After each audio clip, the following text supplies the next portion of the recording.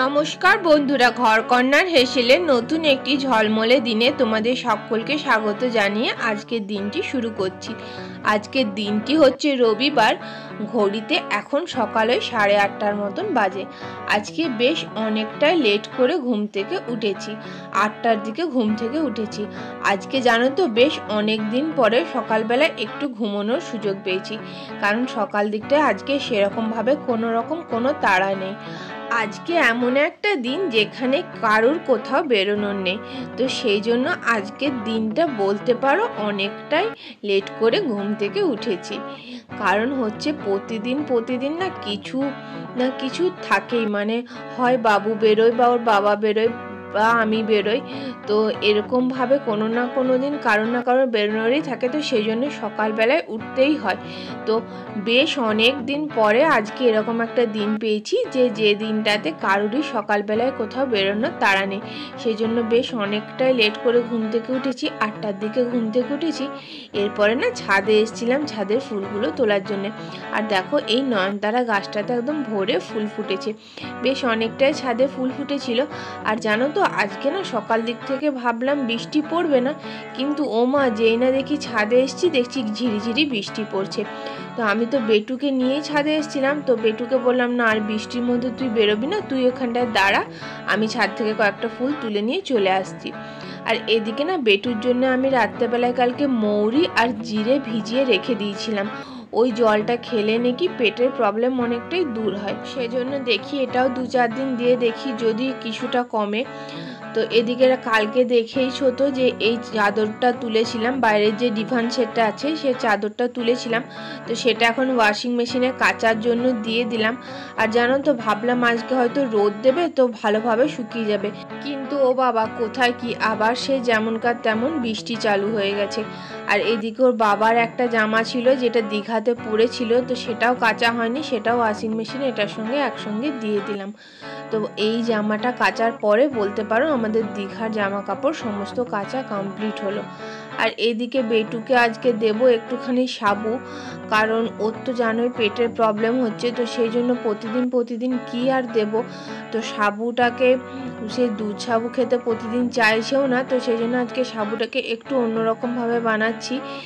কড়ার মধ্যে ঘি দিয়ে কাজু কিশমিশ কয়েকটা ভেজে নিয়ে তারপরে সব সবজি দিয়ে ভাজা মতন হয়ে গেলে, এখানে আগের থেকে সাবুটাকে জল ঝরিয়ে রেখেছিলাম, সেই সাবুটাকে দিয়ে পরে ভালো করে সব সবজিগুলোর সঙ্গে মিশিয়ে নিয়ে এখানে সামান্য জল ঢেলে দিয়েছিলাম, সাবুটা সেদ্ধ হওয়ার মতন জল দিয়েছিলাম।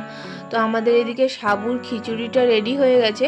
তো বেটুকে আজকে এটাই দেবো, কারণ কি বলতো, রোজ দুধ সাবুটা খুব একটা খেতে খুঁজছে না, তো আজকে ভাবলাম অন্যরকমভাবে একটু বানিয়ে দিই, দেখি যদি খায়।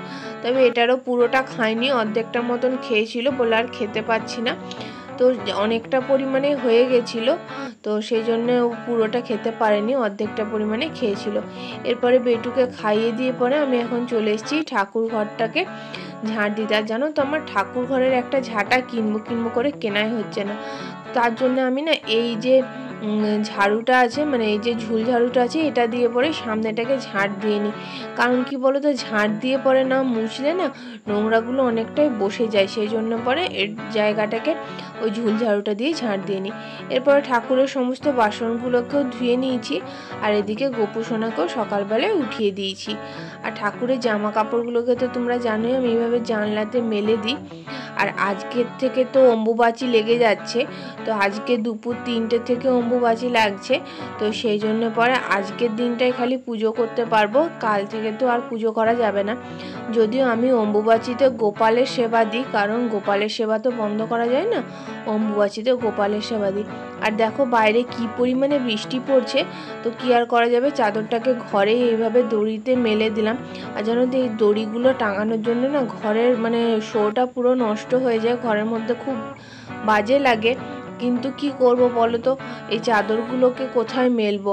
তোমার ছোট যে জামা কাপড়গুলো আছে সেগুলোকে স্ট্যান্ডের মধ্যে মেলা যায়, কিন্তু এই বড় জামা কাপড়গুলো তো স্ট্যান্ডের মধ্যে মেলা যাবে না, তো সেই জন্যেই একটা ছোট মতন দড়ি ঘরের মধ্যে টাঙিয়ে রেখেছি। আর এরপরে এই যে জামা কাপড়গুলো দেখছো, এগুলো মোটামুটি 2-3 দিন ধরে শুকানো জামা কাপড়। এই জামা কাপড়গুলোকে সব ভাঁজ করে নিলাম।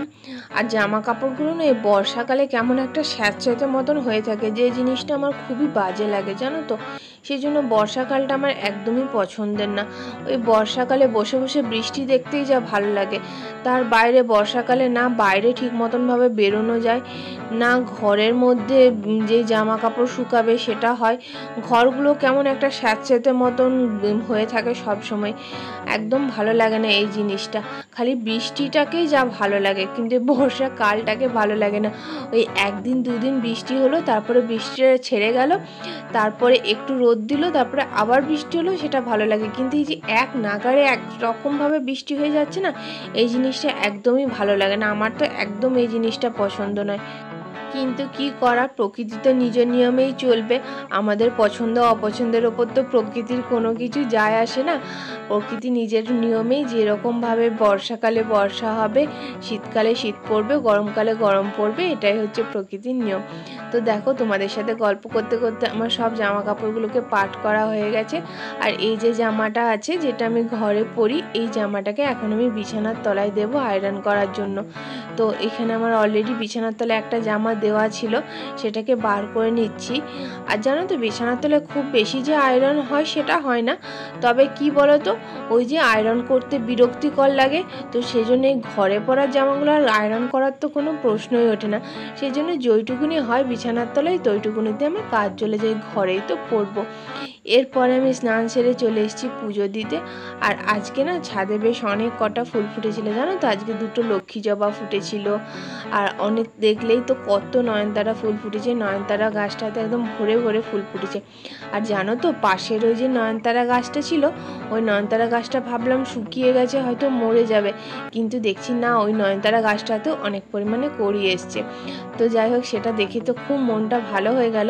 কিন্তু এখনও একটাও ফুল ফোটেনি, না জানি কবে ওখানে ফুল ফুটবে। ওটা দেখার জন্য তো আমি খুব উৎসাহী হয়ে আছি যে ওই গাছটাতে কবে ফুল ফুটবে। আর তোমরা অম্বুবাচীতে কে কী করো অবশ্যই কমেন্ট করে জানিও তো, কারণ কি আমার অম্বুবাচীর নিয়মটা না সঠিকভাবে জানা নেই। তবে আমি এইটুকু জানি যে মা কালী, মা দুর্গা, কোনো মহিলা ঠাকুরের পুজো করতে নেই। বাদবাকি শিব ঠাকুর, গণেশ ঠাকুর, গোপালের সেবা তো করতে হয়, তো সেগুলো পুজো করতে হয়। তো অম্বুবাচীর পরের দিনকে সোমবার ছিল, সেই সোমবার আমি শিবেরও পুজো করেছি। আর গোপালের সেবা তো বন্ধ করা যায় না, সেই জন্য গোপালের আমি পুজো সবসময় করি, অম্বুবাচীতেও পুজো করি। এটা আমাকে মা বলেছিল, গোপালের সেবা কোনোদিনই বন্ধ করা যায় না, একবেলাও বন্ধ করা যায় না। তো সেই জন্য নর্মালি যেরকমভাবে গোপাল সাই বাবার সেবা করা হয়, সেই সেবাটা একই রকমভাবে করি। প্রতিদিন যেরকমভাবে 3 বেলা গোপালকে ভোগ দিই, সেরকমভাবে ভোগ দিই, প্লাস হচ্ছে গোপালকে যেমন সকালে উঠাই, রাতে শয়ন দিই, সবটাই করি। এটা আমি করি। তো বাদবাকি আর কোনো নিয়ম আমার সেরকমভাবে জানা নেই। তবে মা কালী, মা দুর্গা কোনো ঠাকুরেরই আমি সেরকমভাবে পুজো করি না, শুধুমাত্র শিব বাবার পুজো করি। তো এদিকে আমার পুজো দেওয়া কমপ্লিট হয়ে গেছে, বেটুর জন্য খানিকটা ফুল রেখে দিলাম। এরপর তোমাদের সাথে দেখা হচ্ছে বিকেলবেলা, বিকেল নয় ঠিক সন্ধ্যাবেলা, এখন সন্ধ্যে 7টার মতন বেজে গেছে। তো এখন আমি বেটুর জন্য বানাবো গিয়ে ওটসের কেক। জানো তো, বেটুকে বিকেল দিকে কোনো হেলথ ড্রিঙ্কস বা দুধ জাতীয় খাবার খাওয়া একদম টোটালি ডাক্তার মানা করেছে। তো সেই জন্য পরে প্রতিদিন কি বানিয়ে দেবো। গতকালকে সুজি বানিয়ে দিয়েছিলাম, কিন্তু সুজিটা তো আর প্রতিদিন খেতে ভালো লাগবে না, তো সেই জন্য ময়দা দিয়ে তো কেক বানাতে পারবো না, ওটস দিয়ে আমি ভাবলাম দেখি কেক বানিয়ে কেমন হয়। তবে জানো তো, আমার এই এক্সপেরিমেন্টটাও না কাজে লেগে গেছে, এটাও না খেতে কিন্তু খুব ভালো হয়েছিল। তো প্রথমেই ওটসটাকে আমি গুঁড়ো করে নিলাম, দেখতেই পেলে ওটসের একটা পাউডার করে নিলাম। এরপরে এর মধ্যে সামান্য পরিমাণে গুড় দিয়ে দেব, গুড় পাউডার এখানে আমি ব্যবহার করছি। আর এখানে দিয়ে দেব একটু পরিমাণে বাটার, আর একটু খাবার সোডা দিয়েছিলাম। এরপরে অল্প অল্প করে দুধ দিয়ে বেশ ভালো করে একটা ক্রিমি টেক্সচার বানিয়ে নেব। বেশ অনেকক্ষণ ধরে বিটার দিয়ে বিট করার পর আমার এই টেক্সচারটা এসছে। এরপরে দেখো, এখানে আমি একটা টিনের বাটি নিয়েছি, টিনের বাটিটার মধ্যে সামান্য পরিমাণে বাটার দিয়ে আমি এখানে অয়েল গ্রিস করে নেব। এখানে আমি অয়েল গ্রিস করে নিচ্ছি। এরপরে এই যে মিক্সচারটা, এই মিক্সচারটাকে আমি এই বাটিটার মধ্যে ঢেলে দেব। এখানে একটা কড়াইকে আমি বেশ 5-7 মিনিট আগের থেকে প্রিহিট করার জন্য বসিয়ে দিয়েছি গ্যাসে। এরপর এই যে বাটিটা আছে, বাটিটাকে হালকা করে ট্যাপ করে নেব যাতে ভেতরে কোনো রকম কোনো বাবেলস না থাকে।